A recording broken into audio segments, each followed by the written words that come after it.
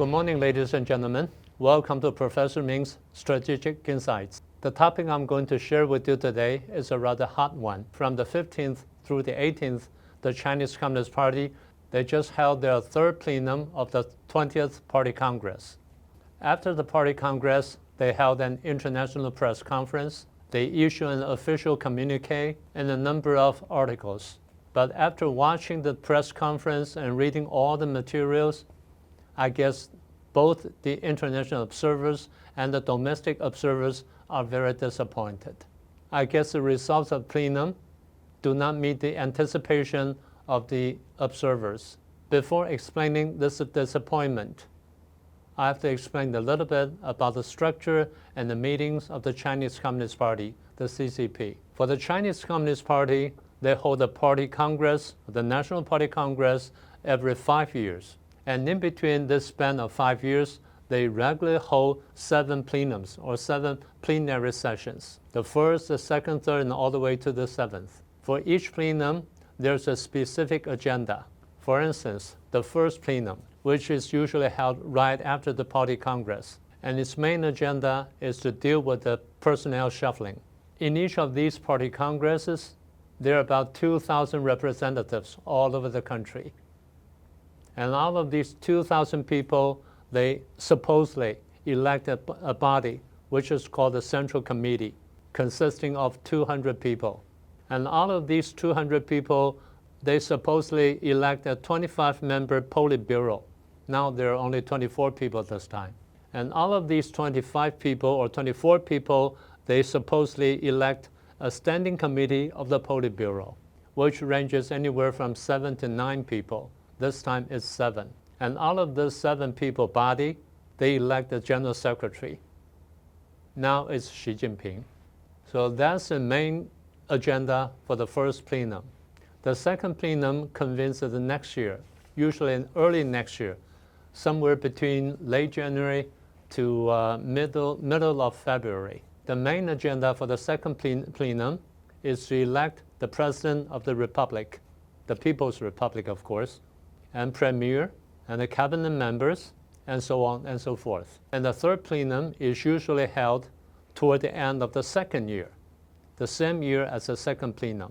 The main agenda for the third plenum is very important. Basically, it deals with economic issues. What kind of economic policies they're gonna propose this time, what kind of reform they're going to have, what kind of important policy change they're going to announce are usually proposed in this third plenum. That's why it is important. And then we'll see the 4th, 5th, and all the way down to the 7th plenum for each year. The reason people attach so much importance to this third plenum, in fact, there are historical reasons for people to attach so much importance to this third plenum. Back in 1978, about 46 years ago, the CPC or the CCP, the Chinese Communist Party, held their third plenum of the 11th Party Congress, which was presided by Deng Xiaoping, the strong man. In this third plenum, Deng Xiaoping proposed economic reforms and opening up toward the outside world. And there's a strong reason for him to propose that.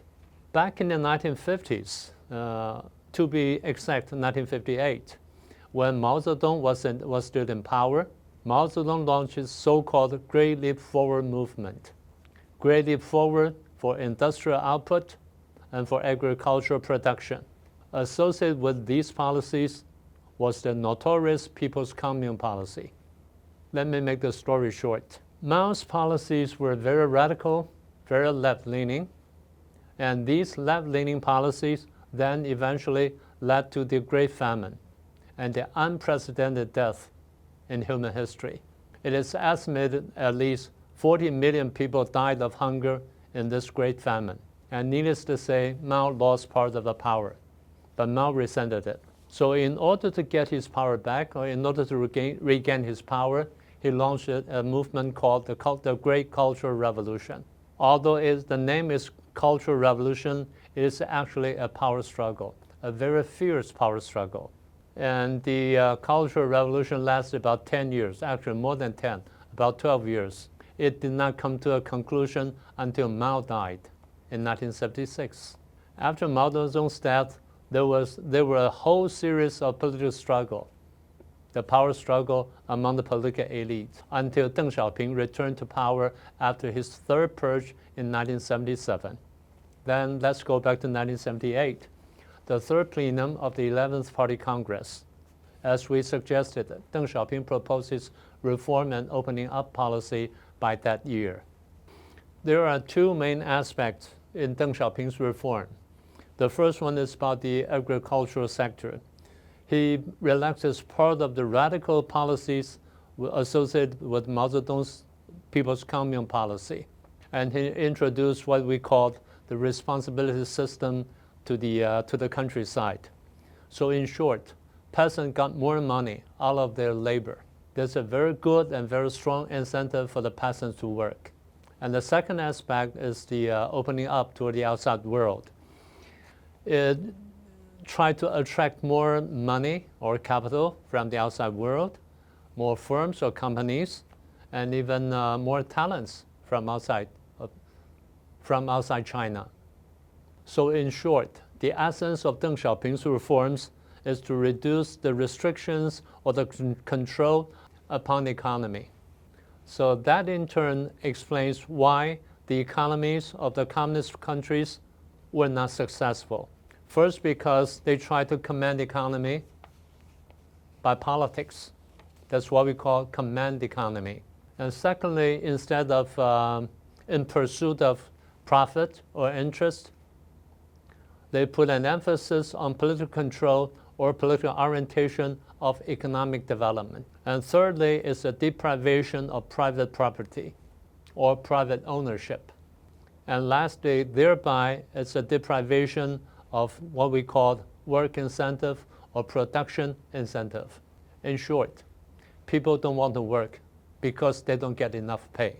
That's why most of the economies of former communist countries did not work. So that's why Deng Xiaoping's reform, beginning in 1978, were so successful. First, it tried to reduce or tried to decrease the control of politics over the economy.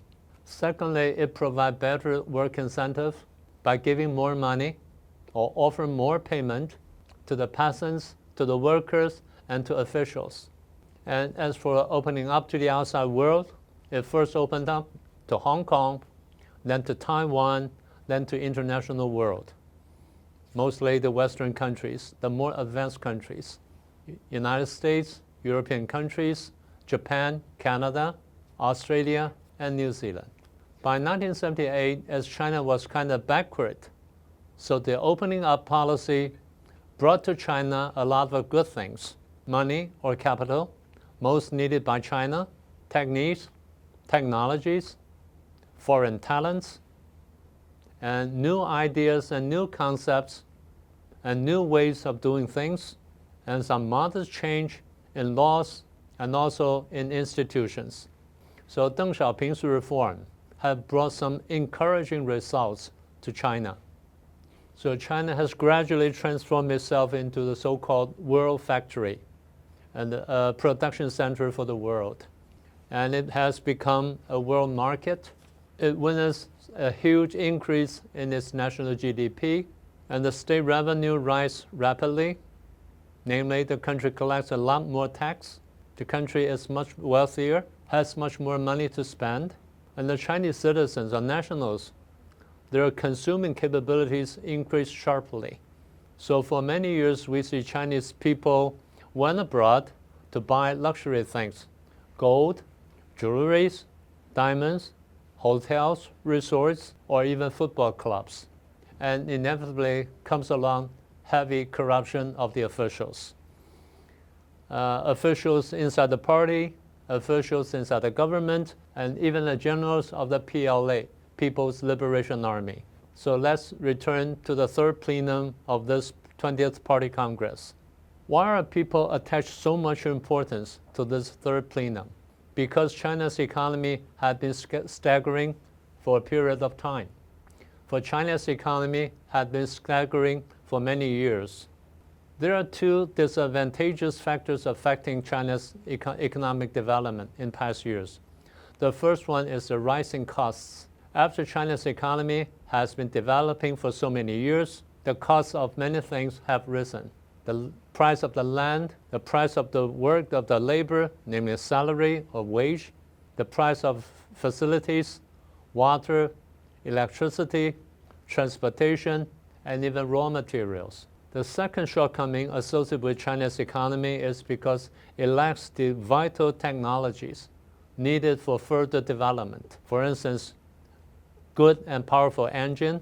On top of the two disadvantageous factors associated with the Xi Jinping's administration has made four major mistakes in dealing with China's economy.